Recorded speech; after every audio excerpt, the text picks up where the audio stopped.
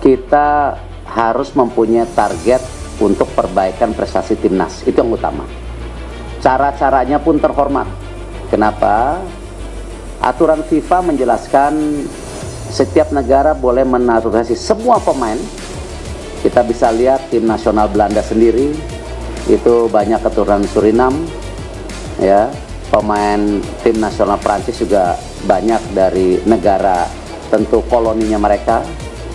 Amerika sendiri banyak yang last name-nya Spanyol, dan ini ya bagian komitmen bahwa yang namanya pembangunan tim nasional itu bukan dilihat dari sisi jangka pendek, tapi menengah dan panjang, dan kita sudah siapkan talentanya gitu.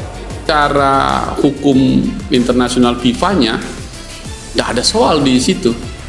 Kemudian di Indonesia kita punya undang-undang kewarganegaraan yang memungkinkan seluruh warga negaranya ber-DNA kan atau darahnya ada hubungannya ke Indonesia, baik bapak ibu atau kakek neneknya.